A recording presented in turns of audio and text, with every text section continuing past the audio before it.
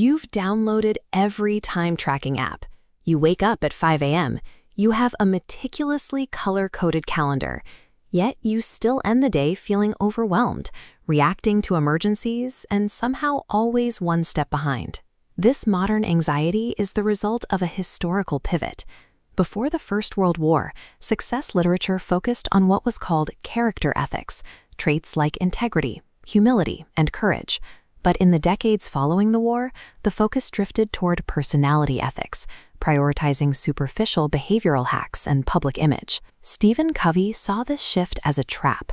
In his book, The 7 Habits of Highly Effective People, he attempted to move back to that character-based foundation, creating a blueprint that has sold over 40 million copies. Covey argues that for results to last, change must happen from the inside out.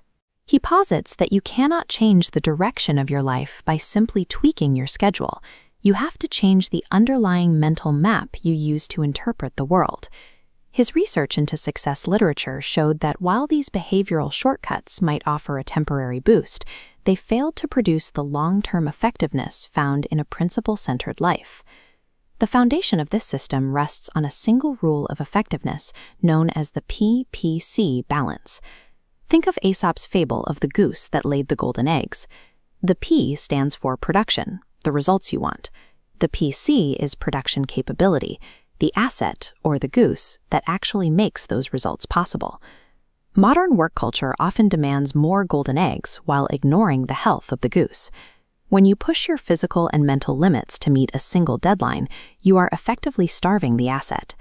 Eventually, the goose dies and the eggs stop coming.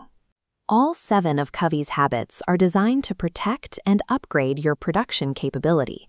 They ensure that your success isn't a one-time event, but a sustainable process. Covey organizes these habits into sequential stages, starting with private victories. The premise is simple. You cannot lead others effectively until you have achieved mastery over yourself. This begins with habit 1, be proactive.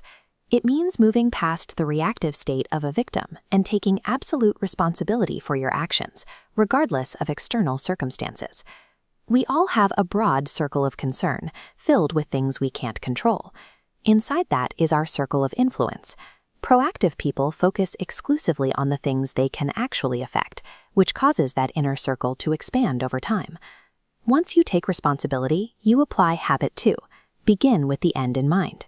This involves creating a personal mission statement, a deliberate blueprint that ensures you are building your life toward a specific, chosen outcome.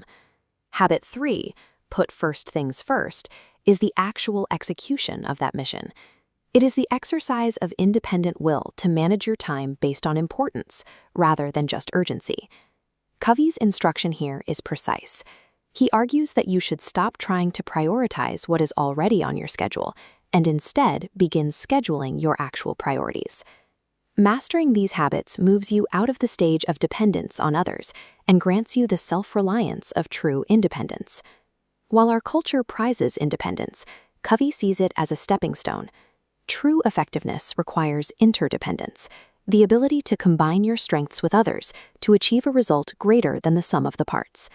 This starts with habit 4, think win-win. This requires moving away from a zero-sum mindset, where someone else has to lose for you to succeed, and adopting a mindset of abundance. You pair that with habit 5, seek first to understand, then to be understood. Instead of listening just to prepare your own reply, you listen with empathy to grasp the other person's perspective entirely.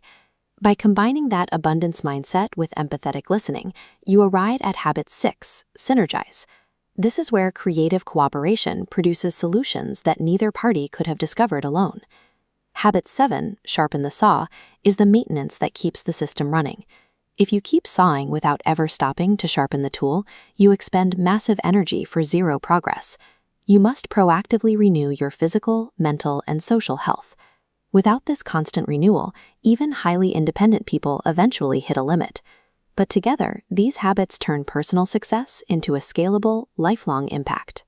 When you view these habits together, it becomes clear that they aren't a random list, but a chronological roadmap. Covey called this framework the maturity continuum.